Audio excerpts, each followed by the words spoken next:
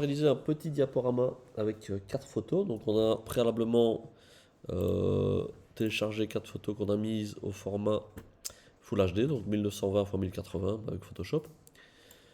Dans After Effects, on démarre un nouveau projet et une nouvelle composition.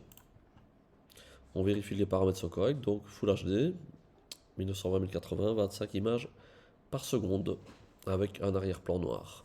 On peut donner un nom, je vais l'appeler diapo.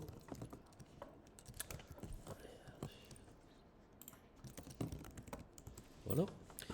Et je glisse dans le chutier, donc dans cette fenêtre-ci. C'est la fenêtre dans laquelle on va mettre tous les éléments qui vont nous servir. Je glisse mes photos que je peux mettre dans un dossier. Il faut prendre l'habitude de bien organiser ces fichiers parce qu'on risque d'avoir beaucoup de choses à un moment donné. C'est mieux de le faire. Alors je prends toutes mes photos, les 4, et je les glisse ici en dessous. Et en fait, on a des calques, des pistes, des calques. Donc ici, on en a 4. Première chose que je vais faire, je vais sortir toutes mes images en une fois. Donc vous voyez qu'ici, tout est sélectionné. Je vais sur transformer. Et en faisant ceci, je peux modifier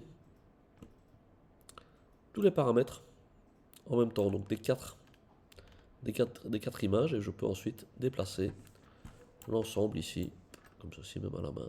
Voilà. Donc là, tous les éléments sont bien séparés. Donc j'ai bien décoché. Et je vais démarrer par l'image 1 que je fais faire apparaître ici au milieu. Pour ça, je vais activer les images clés pour la position et pour l'échelle en début, donc mon curseur est bien au début. J'avance ici, quelques secondes. Je fais entrer mon image avec une image clé à ce niveau-ci. J'agrandis un peu l'échelle. J'avance. Pour créer une pause, je mets une autre image clé sur laquelle il n'y a aucun changement. Donc ça veut dire que cette image clé-ci et celle-ci sera la même pour que l'image reste à l'écran. Et ensuite, je crée une image clé après et je peux réduire l'échelle et faire partir mon image vers la droite. Ce que je peux faire pendant que l'image part, je peux déjà faire démarrer la suivante. C'est-à-dire qu'ici maintenant je vais travailler au niveau de l'image 2, transformer.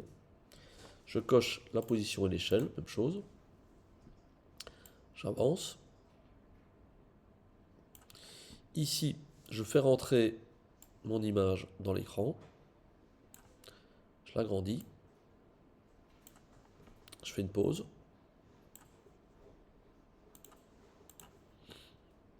J'avance. Et ensuite, je fais sortir mon image.